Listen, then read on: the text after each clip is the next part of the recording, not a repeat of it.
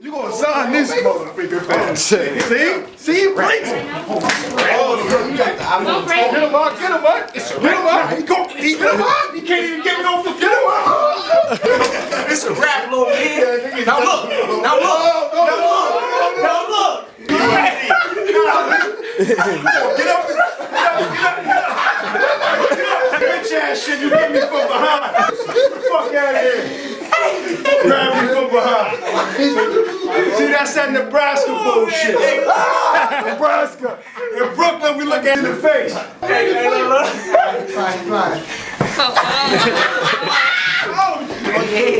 yeah, bud. Yo, how you attack him? You still get me. We from Brooklyn, we're scrapping, it's part of life. So we happen to be the type of journalists to start a fight. I was raised in Gleason's, I was in the precinct, but I beat the case with my sweet peak defense. You drinking if you think you beating us. If I have to, I'ma put on Margarito's gloves. I'm in the Barclays like I own it, what you expected? The way I seized the moment, they thought I was epileptic. The fight game can't survive without me. I throw shots that make fighters spit out their mouthpiece. Never days off, only days on. I represent the hood like I'm Trayvon. These moments in boxing are so proper, like when Floyd told Oscar he beat his whole roster. It's our action that speaks the loudest. Though we the sweet scientists, there ain't nothing sweet about us.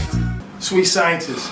This time we got Ock versus Bud. They want to check the pot. See my eye right there? They want to see. He called me from behind on some sucker shit. They just finished humping. They just finished humping. Now they want to test their strength in boxing. Oh shit. Get it. Yeah. Hold on. Come on. Punch the bag. I won that one. Go. Damn. Yeah. I didn't even hit that hard. And I didn't even hit that hard. Out of here with that. All right. You lost one. You lost. See, you stand like this. You lost already. No. You lost. It took more than weight. It was solid. Alright, fight fans, it's your boy Ock. This is Barack the Boxing Bully. We are the Sweet Scientists on ThisIs50.com. And finally, it took us about 2 or 3 years to get this man in this damn building. He's supposed to be our dude, but nevertheless, I don't know about that. The pound for pound best fighter in the world, in our opinion. And he wants to play me, boy, and he a freaking competitor. But Terrence Crawford in the building. One time for Terrence Crawford, folks.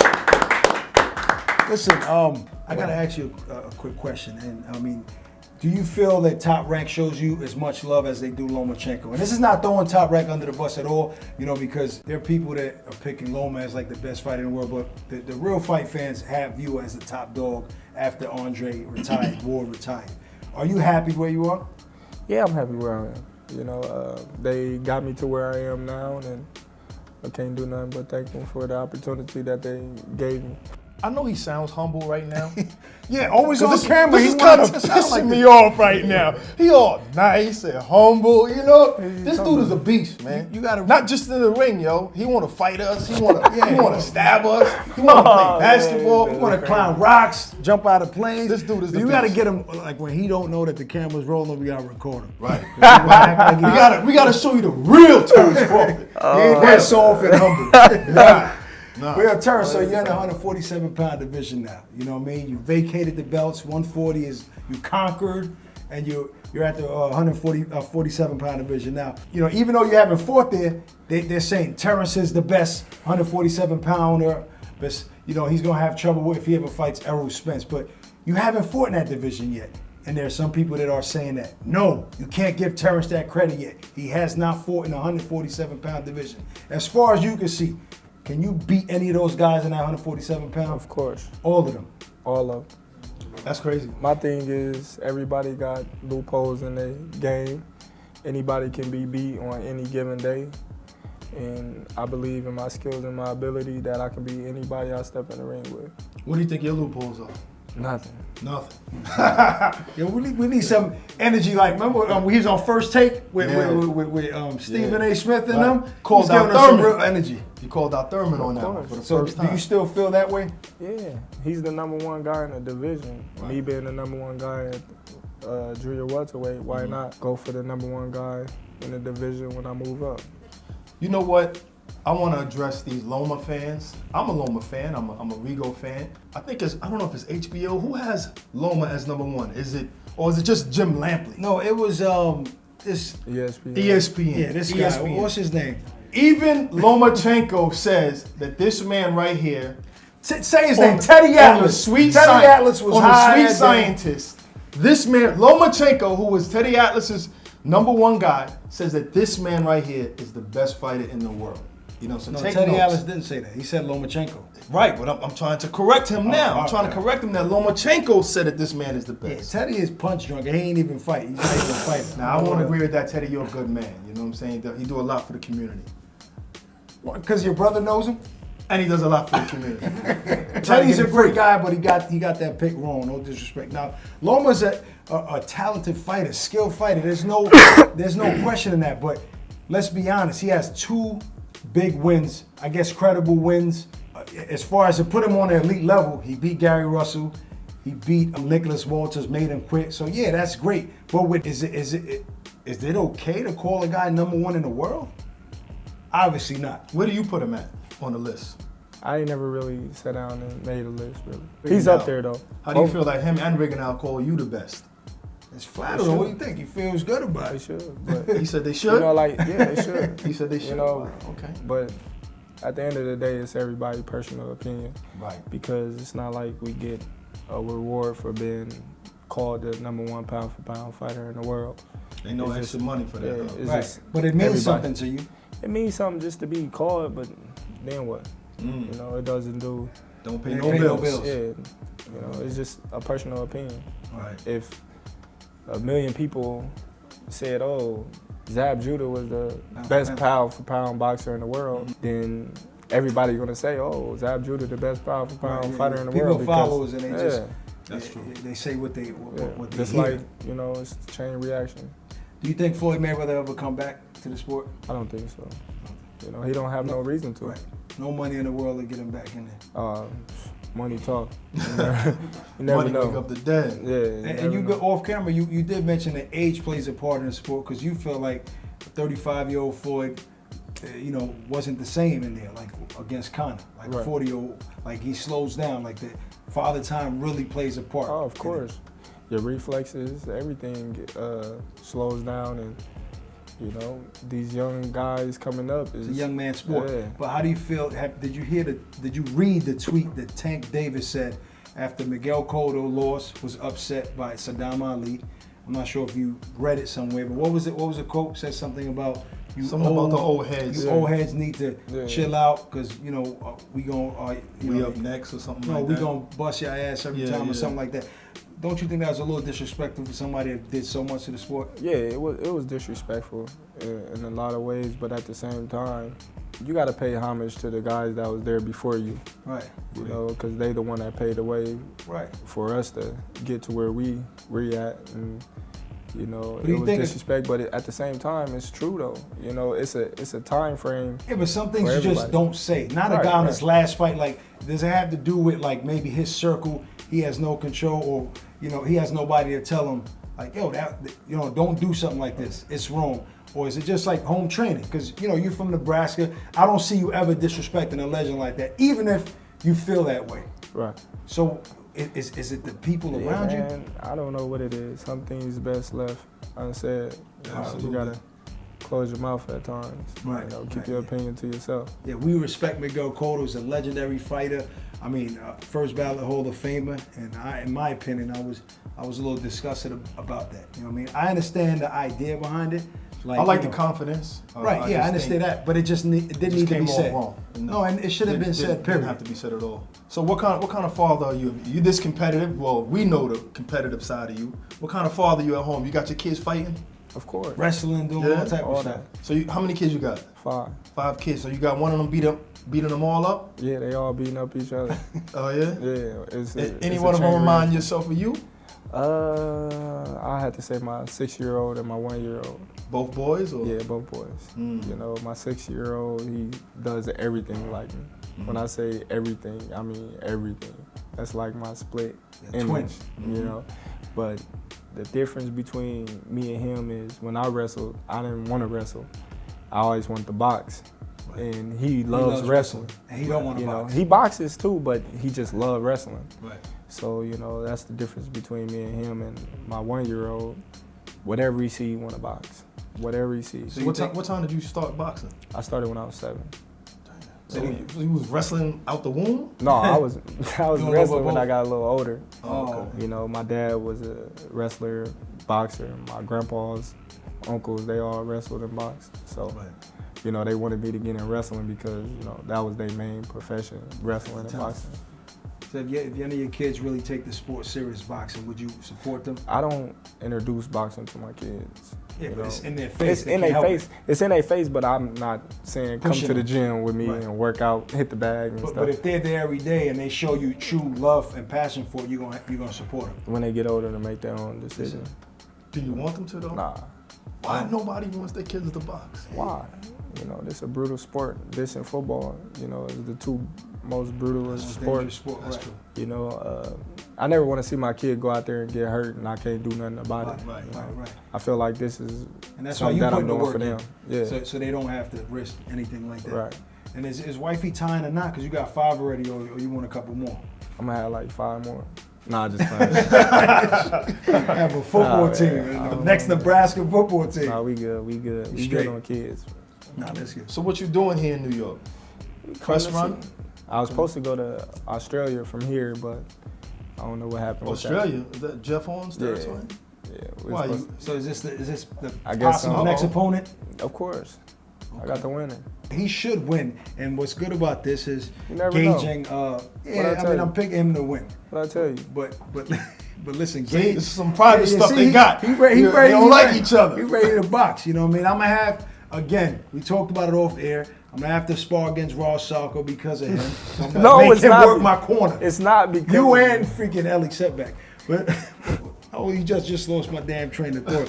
Oh, so I don't know. Somebody was about to get knocked out by Ross Salko. No, Jeff Horn, fought Manny Pacquiao, obviously. So Terrence being in the ring with him now, it's a good, measuring stick, so to speak, and to see if maybe Terrence could get him out of there. You know what I mean? And then maybe a fight with you and Pacquiao down the line or something like that. That seems like a fight that makes sense. But the hardcore fans, I don't think they want to see Pacquiao. They want to see you against these young Al Heyman guys. You know what I mean? I don't know if Bob Arum and Al could, I don't know how realistic those fights are in the next year or two because there's still too much cattiness going on in the sport of boxing, like behind the scenes. Like so many big fights that could happen. I'm going to know that you'll fight any of those guys. But how realistic is that Al Heyman and Bob Arum doing business together and making fights happen? Well, I fought 2 Al Heyman fighters back to back, Diaz and Molina. Oh, Diaz was it? Al Heyman. I just think, the fights that the fighters really want, they go to their manager and promoter and, they get it done. Right. But it's hard when you talking to both A-side fighters, Right.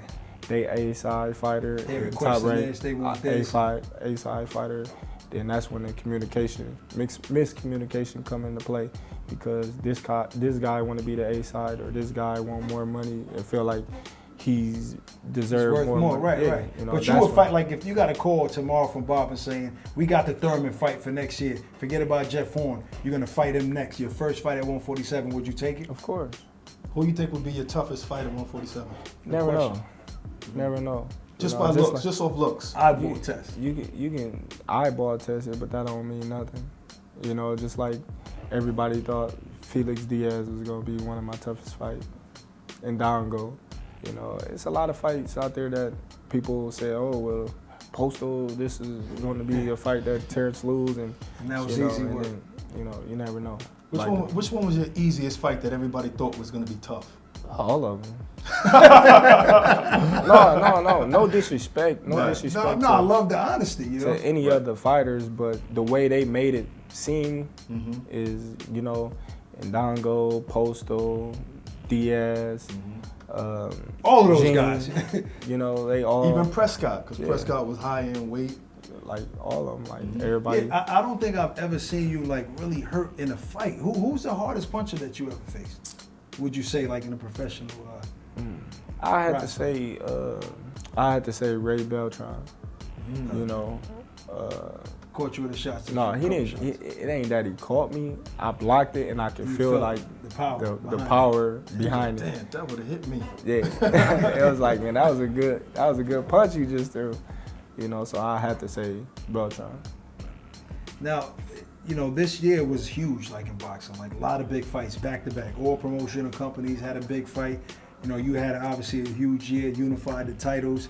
I mean, it's almost like fight fans are scared, like, damn, is 2018 gonna be a letdown because this year was so big, or do you think there are enough fights in 2018 where it'll be a big year as well? Oh yeah, I honestly think 2018 could possibly be way bigger than 2017, and not just bigger, but way bigger if the fights plan out and happen the way they supposed to happen.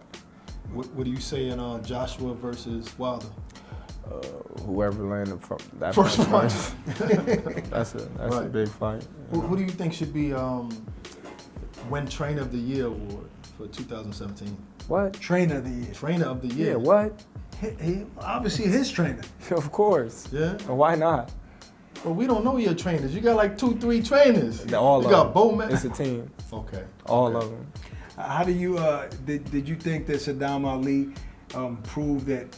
I mean, obviously it seems like he'll be small for 154 pounds, but nobody had him winning that fight against Cotto. I did. Did you? Of course. Well, most people in the press row and fight fans are saying no. They put him in there because they want Cotto to go out with a win. He shocked the world. He shined. He looked great at it, but he seems small for 154 pounds. I don't actually look at it as he shocked the world. You know, when people shock the world, people still talking about it till today. That's true. Right. You know, when the fight happened, like everybody knew what he was up against. Everybody knows Saddam a good boxer. They weren't too surprised. Like they wasn't too surprised. You know, it was like Cotto before the fight. If you already talking about retirement and this is your last fight and you going through the motions like a retired fighter, then you already beat yourself. You in the stands before the fight, eating popcorn. You know what I'm saying? You already beat yourself. That's a good point. You know what I mean? You're already beat. But if he comes down to 147, he could be a potential opponent. I mean, do you think he does well in that division? Of course. Saddam a good boxer. You know, anybody that got the boxing pedigree can do good in any division. You know, it's just the matter of how strong you is and can you withstand the pressure and the power. Right. Any of those guys in that division that you don't personally like at 147? I don't have no problem with none of them. None of them. So you see him, you speak to them, dap him up. Yeah. No issues. So I guess Hank Lundy was the only dude you had a little problem because that wasn't a little mouth a little bit. Yeah, a little bit.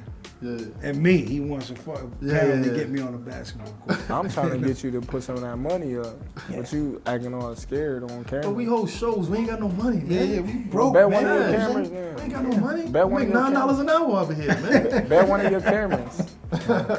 Now we possibly gonna play this weekend. No, we not. Don't let him lie to y'all. Tonight, LA Fitness. This guy, character, we not gonna play. So I'm gonna tell y'all right now, we not gonna play tonight. He's gonna come up with some kind of excuse. Just look it up on YouTube. I'll be there tonight. I heard it. Listen, we also while we on doing the show, we want to present you a little Christmas gift. Right. You know, the reason why we was late here because he was here before us. Yes, we a company called Spray Grounds, a really well-known book bag company. They made a limited edition Muhammad Ali book bag, only 500 made. Part of the proceeds go to the Ali Parkinson's Disease Foundation, and it's a limited bag, so only certain athletes and people got it. So I want to present it to Terrence Crawford today, courtesy of Spray Grounds. There you go, brother. Thanks. No problem. Appreciate it. I don't even know what's in it. Let's open it up. So that's crazy. Oh, and I got some gloves. Don't take it out. Nah, we're gonna leave it like that. It's a limited edition bag, only 500 made in the world from Spray Grounds. Just want to send only 497 left because you know we got them too. Yeah. You know what I'm saying? Give him Let my birthday son gift. wear this. You know what I mean?